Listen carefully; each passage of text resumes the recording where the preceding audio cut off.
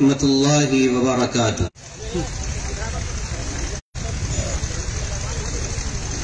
سب سے پہلے تو میں ان بچوں کو بہت بہت مبارکباد پیش کرتا ہوں جنہوں نے حفظ القرآن مکمل کرنے کی سعادت حاصل کی ہے،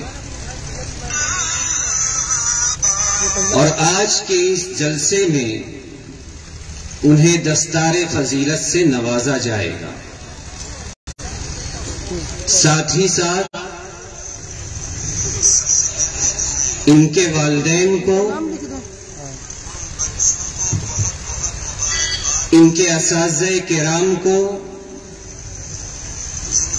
مدرسہ فاروقیہ کے ذمہ داران حضرات کو، اہل صبرحد کو اور آپ تمام لوگوں کو بہت بہت مبارکباد پیش کرتا ہوں کہ تمام لوگوں کی محنت، توجہ اور کوشش اور اللہ رب العزت کے فضل و کرم کے نتیجے میں آج حفاظ کرام کی ایک جماعت الحمدللہ تیار ہوئی۔ مجھے جو عنوان دیا گیا ہے وہ ہے موجودہ پرفتن دور میں مدارس اسلامیہ اور مکاتب دینیہ کی اہمیت، اس کی افادیت اور اس کی ضرورت۔ دراصل ایک مسئلہ ہے، جب سے یہ دنیا قائم ہوئی ہے اسی وقت سے ایک جنگ چھڑی ہوئی ہے،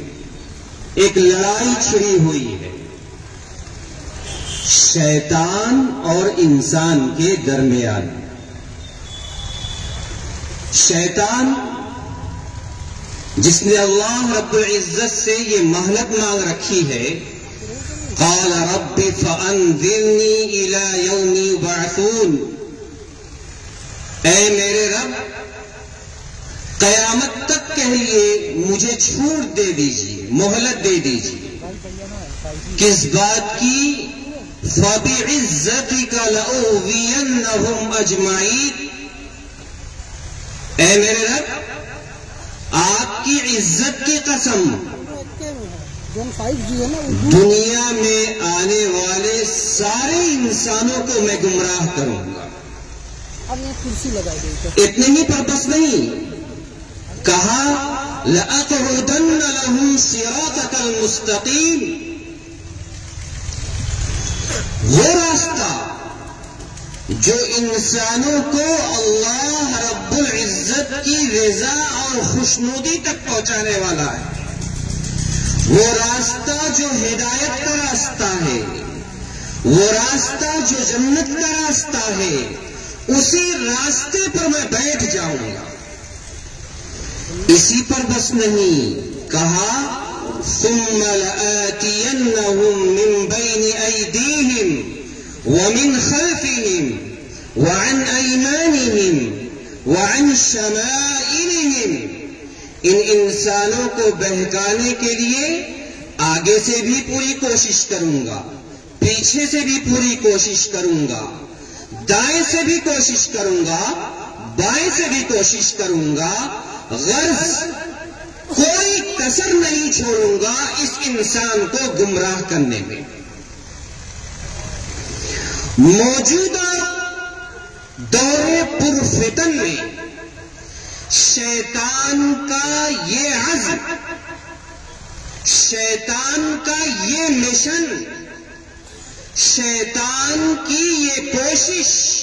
اپنے عروج پر ہے۔ لڑائی کس بات کی ہے شیطان اور انسان کے درمیان؟ دو چیز کی ہے۔ اگر ان لڑائی کو سمجھ لیا گیا تو انشاءاللہ خود بخود مدارس اسلامیہ کی اہمیت، اس کی افادیت اور اس کی ضرورت کو سمجھنا بالکل آسان ہو جائے گا۔ دو چیزوں کی لڑائی ہے، روحانیت کی اور حیوانیت کی۔ دراصل اللہ رب العزت نے اس انسان کے اندر دو مختلف صلاحیتیں رکھی ہیں، دو مختلف مزاج رکھے ہیں۔ ایک مزاج رکھا ہے روحانیت والا، روحانیت والا مزاج دراصل یہ فرشتوں والا مزاج کہلاتا ہے۔ فرشتوں کا ایک خاص مزاج ہے جس کو اللہ رب العزت نے قرآن کریم میں ذکر کیا ہے، لا يعصون اللہ ما امرهم ويفعلون ما يؤمرون۔ فرشتوں کا خاص مزاج یہ ہے کہ وہ اللہ رب العزت کی پلک جھپکنے کے وقت بھی نافرمانی نہیں کرتے، وہ وہی کرتے ہیں جن کا ان کو حکم دیا جاتا ہے۔ یعنی فرشتوں کا مزاج ہے برائیوں سے بچنا، اچھائیوں کو اختیار کرنا۔ یہ مزاج اللہ رب العزت نے اس انسان کے اندر بھی رکھا ہے اور اس کو روحانیت والا مزاج کہا جاتا ہے۔ دوسرا مزاج اللہ رب العزت نے اس انسان کے اندر رکھا ہے حیوانیت والا مزاج، جانوروں والا مزاج۔ جانور کا ایک خاص مزاج ہے، اس کی زندگی گزارنے کا کوئی قانون نہیں، کوئی اصول نہیں، کوئی ضابطہ نہیں، اس کو حرام و حلال کے درمیان کوئی تمیز نہیں، اس کو جائز اور ناجائز کے درمیان کوئی تمیز نہیں، اس کو غلط اور صحیح کے درمیان کوئی فرق نہیں، اس کو گمراہی اور ہدایت کے درمیان کوئی فرق نہیں۔ من چاہی زندگی گزارنا یہ حیوانیت والا مزاج ہے، اور یہ مزاج اللہ رب العزت نے اس انسان کے اندر بھی رکھا ہے۔ اور انہی دونوں مزاجوں کی پٹریوں پر اس انسان کی زندگی کی گاڑی رواں اور دواں چل رہی ہے۔ اب ان دونوں مزاجوں میں انسان کا جو مزاج زیادہ مضبوط ہوگا بالکل اسی کے مطابق انسان زندگی گزارے گا۔ اگر روحانیت والا مزاج زیادہ مضبوط ہوگا، فرشتوں والا مزاج زیادہ مضبوط ہوگا، تو انسان فرشتوں جیسی زندگی گزارے گا، برائیوں سے بچے گا، اچھائیوں کو اپنائے گا۔ اور اگر اس انسان کا حیوانیت والا مزاج زیادہ مضبوط ہوگا، جانوروں والا مزاج زیادہ مضبوط ہوگا، تو یہ انسان جانور جیسی زندگی گزارے گا، اس کو اس سے کوئی فرق نہیں پڑے گا کہ کون سی چیز میرے لیے حلال ہے، کون سی چیز میرے لیے حرام ہے، کون سی چیز میرے لیے جائز ہے، کون سی چیز میرے لیے ناجائز ہے۔ وہ جب چاہے گا، جس سے چاہے گا، اپنی نفسانی خواہشات کو پوری کر لے گا، جب چاہے گا، جیسے چاہے گا، کبھی ان کا مال کھا لے گا، کبھی ان کا مال کھا لے گا۔ یہ حیوانیت والا مزاج۔ جس انسان کا حیوانیت والا مزاج زیادہ مضبوط ہوگا، جانور جیسی زندگی گزارے گا۔ اب ایک سوال ہے کہ اس انسان کی روحانیت کیسے مضبوط ہوتی ہے، فرشتوں والا مزاج کیسے مضبوط ہوتا ہے، اور اس انسان کی حیوانیت کیسے مضبوط ہوتی ہے، اس انسان کا جانوروں والا مزاج کیسے مضبوط ہوتا ہے۔ بالکل آسان سی بات، کوئی مشکل نہیں ہے۔ اللہ رب العزت نے دونوں کی غذائیں اس روئے زمین پر اتاری ہیں۔ جو انسان، جو قوم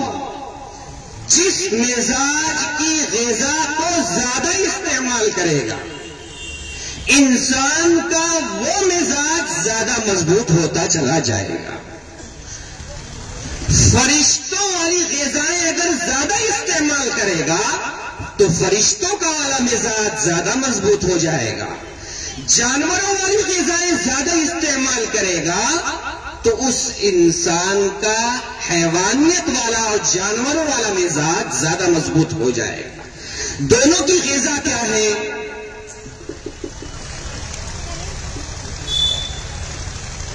حیوانیت والی غذا کیا ہے؟ روحانیت والی غذا کیا ہے؟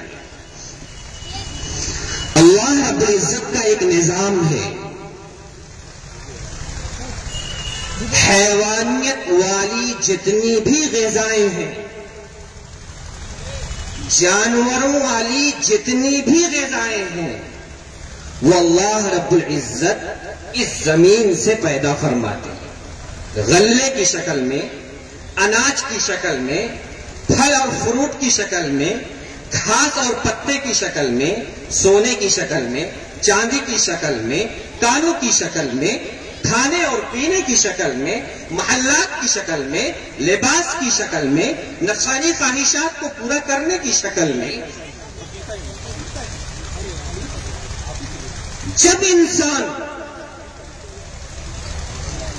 جب کسی انسان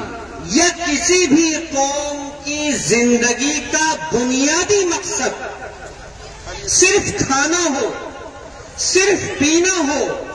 صرف مال و دولت کو جمع کرنا ہو،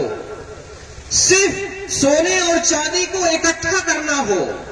دنیا کی زیب و زینت کو اختیار کرنا ہو، تو جب ان غذاؤں کا استعمال زیادہ کرے گا تو اس انسان اور اس قوم کی حیوانیت مضبوط ہوتی چلی جائے گی، اور ایک دن ایسا آئے گا کہ اللہ رب العزت اس زمین کے اندر ایک صفت رکھے ہیں، اس زمین کے اندر ایک مزاج رکھے ہیں، اس زمین کے اندر اللہ رب العزت نے ایک وصف رکھا ہے کہ اس زمین کے اندر پستی ہے۔ جب انسان کی زندگی کا بنیادی مقصد صرف کھانا، صرف پینا، صرف مال و دولت جمع کرنا، صرف دنیا کی زیب و زینت کو اختیار کرنا ہوتا ہے، تو اللہ رب العزت زمین کی اس وصف کو، زمین کی پستی کو اس حیوانیت زدہ انسان کے مزاج کے اندر منتقل کر دیتے ہیں۔ پھر اس انسان کے مزاج کے اندر پستی آ جاتی ہے، اس کے اخلاق کے اندر پستی آ جاتی ہے، اس کے کردار کے اندر پستی آ جاتی ہے، اس کے افعال کے اندر پستی آ جاتی ہے، اس کی زندگی اور طرز زندگی کے اندر پستی آ جاتی ہے، وہ پستی ہی کی طرف چلتا چلا جاتا ہے، اور ایک دن ایسا آتا ہے جس کے بارے میں اللہ رب العزت نے ارشاد فرمایا، لَهُمْ قُلُوبٌ لَا يَفْقَهُونَ بِهَا وَلَهُمْ أَعْيُنٌ لَا يُبْصِرُونَ بِهَا وَلَهُمْ آذَانٌ لَا يَسْمَعُونَ بِهَا أُولَئِكَ كَالْأَنْعَامِ بل ہم اضل اولئک هم الغافلون۔ ایسے حیوانیت زدہ انسانوں کا حال یہ ہو جاتا ہے کہ ان کے پاس دل ہوں گے لیکن حق بات سمجھنے کی صلاحیت نہیں ہوگی، ان کے پاس آنکھ ہوگی، حق بات دیکھنے کی صلاحیت ختم ہو جائے گی، ان کے پاس کان ہوں گے، ان کانوں سے حق بات کے سننے کی صلاحیت ختم ہو جائے گی۔ اولئک کالانعام، یہ لوگ چوپائے کے مانند ہیں، بل ہم اضل، بلکہ جانوروں سے بھی زیادہ گئے گزرے ہیں، اولئک هم الغافلون، یہ لوگ غفلت کی زندگی گزار رہے ہیں۔ یہ انجام ہوتا ہے اس انسان کا جس کی حیوانیت مضبوط ہو جاتی ہے حیوانیت والی غذاؤں کے زیادہ استعمال کرنے۔ اسی کے بالمقابل اللہ رب العزت نے روحانیت والی غذاؤں کا بھی انتظام کیا ہے، اور عجیب و غریب انتظام کیا ہے۔ فرشتوں والے مزاج اور روحانیت والے مزاج کی جتنی بھی غذائیں ہیں وہ اللہ رب العزت آسمان سے نازل فرماتے ہیں، علم وحی کی شکل، علم قرآن کی شکل میں، علم حدیث کی شکل میں، سنت کی شکل میں، شریعت کی شکل میں، طہارت کی شکل میں، نظافت کی شکل میں، دیانت کی شکل میں، امانت کی شکل میں، نماز کی شکل میں، روزے کی شکل میں، حج کی شکل میں، زکوٰۃ کی شکل میں، صدقات و خیرات کی شکل میں، ایثار کی شکل میں، ہمدردی کی شکل میں، جذبہ قربانی کی شکل میں، تواضع کی شکل میں، عاجزی کی شکل میں، انکساری کی شکل میں، یہ تمام کی تمام غذائیں اللہ رب العزت آسمان سے نازل فرماتے ہیں، جس کا تعلق روحانیت سے ہے۔ جب کوئی انسان زیادہ سے زیادہ علم وحی حاصل کرتا ہے، جب کوئی انسان زیادہ سے زیادہ علم قرآن حاصل کرتا ہے، جب کوئی انسان زیادہ سے زیادہ سنت والا علم حاصل کرتا ہے، جب کوئی انسان شریعت کا علم حاصل کرتا ہے، جب کوئی انسان اپنی زندگی میں زیادہ سے زیادہ نماز کو قائم کرتا ہے، جب کوئی انسان زیادہ سے زیادہ صدقات و خیرات کرتا ہے، جب کوئی انسان نماز کی پابندی کرتا ہے، جب کوئی انسان طہارت کو اختیار کر لیتا ہے، جب کوئی انسان نظافت کو اختیار کر لیتا ہے، جب کوئی انسان امانت کو اختیار کر لیتا ہے، جب کوئی انسان دیانت کو اختیار کر لیتا ہے، جب کوئی انسان تواضع کو اختیار کر لیتا ہے، جب کوئی انسان عاجزی کو اختیار کر لیتا ہے، جب کوئی انسان انکساری کو اختیار کر لیتا ہے، جب کوئی انسان ہمدردی کو اختیار کر لیتا ہے، جب کوئی انسان محبت کو اختیار کر لیتا ہے، جب کوئی انسان اخوت کو اختیار کر لیتا ہے، جب کوئی انسان بھائی چارگی کو اختیار کر لیتا ہے، جب کوئی انسان امن و امان کو اختیار کر لیتا ہے، جب کوئی انسان صلح و عاشقی کو اختیار کر لیتا ہے، جب کوئی انسان شرافت کو اختیار کر لیتا ہے، جب کوئی انسان انسانیت کو اختیار کر لیتا ہے، جس کا تعلق روحانیت سے ہے، تو وہ انسان کی روحانیت اللہ رب العزت مضبوط کر دیتا ہے۔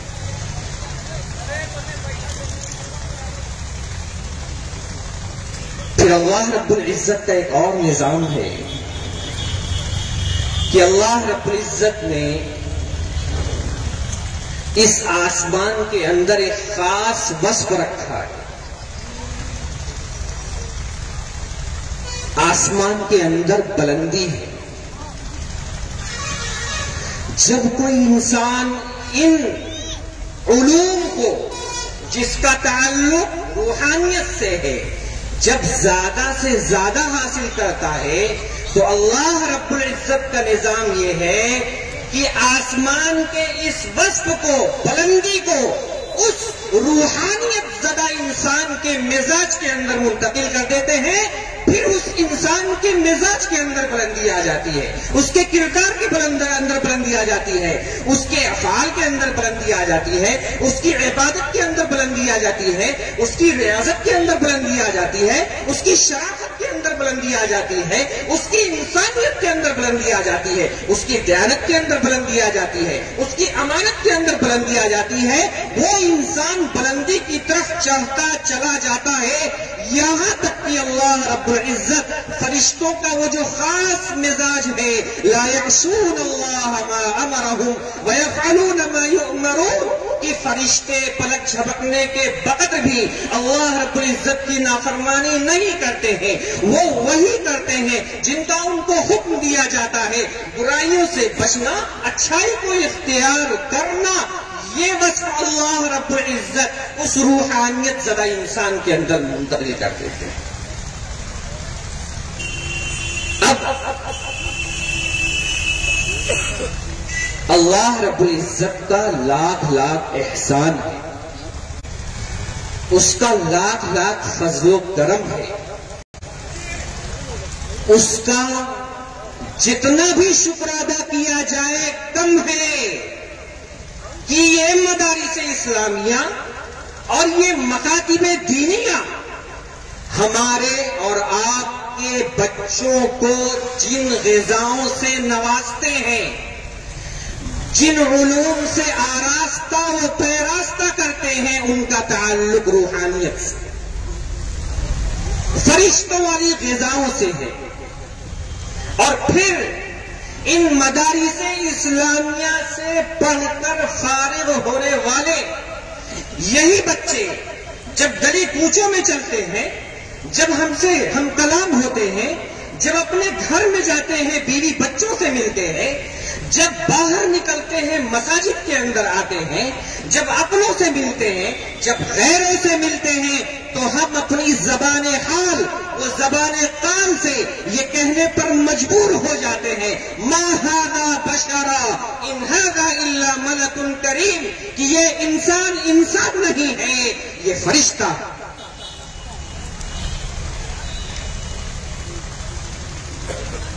یہ ہے مدارس اسلامیہ کا بنیادی مقصد۔ اب لڑائی شیطان سے کیا لڑائی ہے؟ شیطان سے یہ لڑائی ہے، اہل مدارس وہ امت کے بچوں کی حیوانیت کو، جانوروں والے مزاج کو کمزور کرنے اور روحانیت والے اور فرشتوں والے مزاج کو مضبوط کرنے کا کام کرتے ہیں، جس کی جڑ ایمان ہے اور جس کی شاخ اعمال صالحہ۔ شیطان کی لڑائی یہ ہے کہ پوری امت مسلمہ کو روحانیت والے ماحول سے کاٹ کر ان کی حیوانیت اس قدر مضبوط کر دی جائے کہ روحانیت کی جڑ اکھڑ جائے، ایمان سے اتر لیا جائے، اعمال صالحہ سے محروم کر دیا جائے۔ اور اس بات کو محسوس کر لیا تھا شیطان کے ایک بڑے شاگرد نے، شیطان کے ایک بڑے چیلے نے 1857 میں، جس کو انگریز کہا جاتا ہے، جس نے جب ملک ہندوستان پر قبضہ کیا تھا، اور اس وقت علماء، ہمارے اہل مدارس، ہمارے اہل علم حضرات، ہمارے اکابرین، ہمارے اسلاف اٹھ کھڑے ہوئے تھے کہ ان کو جمنے نہیں دینا ہے، اس لیے کہ ان کا مقصد امت مسلمہ کی روحانیت کی جڑ ایمان کو سلب کرنا اور اس کی شاخ اعمال صالحہ سے محروم کرنا ہے۔ بار بار جنگیں ہو رہی ہیں، بار بار جنگیں ہو رہی ہیں، بار بار لڑائیاں ہو رہی ہیں، علماء مسلمان بار بار ہار رہے ہیں، بار بار اٹھ کھڑے ہو رہے ہیں، بار بار ہار رہے ہیں، بار بار لڑنے کے لیے کھڑے ہو رہے ہیں۔ انگریزوں نے ایک ٹیم بلائی اور اسے اس بات کے لیے تیار کیا کہ یہ مسلمان آخر ہمارے خلاف کیوں اتنا ہمارے خلاف اٹھتے ہیں، کون سی طاقت ہے، وہ کون سی قوت ہے جو ان لوگوں کے پیچھے کار فرما ہے۔ ایک ٹیم آتی ہے، 3 سال تک سروے کرتی ہے، 3 سال تک، 3 سال سروے کرنے کے بعد وہ ٹیم اس نتیجے پر پہنچتی ہے، ایک رپورٹ تیار کرتی ہے کہ اس امت مسلمہ کے اندر 3 بڑی طاقتیں ہیں، اگر ان طاقتوں کو ختم کر دیا جائے تو پوری امت مسلمہ کو بہکانا اور اپنا غلام بنانا بالکل آسان ہو جائے گا۔ وہ رپورٹ پیش کرتے ہوئے لکھا کہ امت مسلمہ کی سب سے پہلی طاقت ہے کہ ان کا تعلق قرآن کریم سے بہت گہرا ہے۔ دوسری رپورٹ پیش کیا کہ ان کا تعلق علماء سے بہت گہرا ہے، اہل مدارس سے بہت گہرا ہے۔ تیسری رپورٹ پیش کیا کہ باطل کے خلاف حق کی سربلندی کے لیے اٹھ کھڑے ہونے کا جذبہ، جس کو جذبہ جہاد کہا جاتا ہے، اس امت کے اندر موجود ہے۔ ان تینوں طاقتوں کو ختم کر دیا جائے، امت مسلمہ مردہ ہو جائے۔ انگریزوں نے ساری کوششیں کر ڈالی، لاکھوں کی تعداد میں قرآن کریم کو نظر آتش کر دیا گیا، ہزاروں کی تعداد میں علماء کو پھانسی کے پھندے پر چڑھا دیا گیا، ایسے فرقے پیدا کیے گئے جو جہاد کے خلاف آیتوں میں ترمیم کریں، احادیث میں ترمیم کریں، لیکن وہ اپنے مشن میں اس وقت بھی کامیاب نہیں ہوئے تھے اور انشاءاللہ اس وقت بھی کامیاب نہیں۔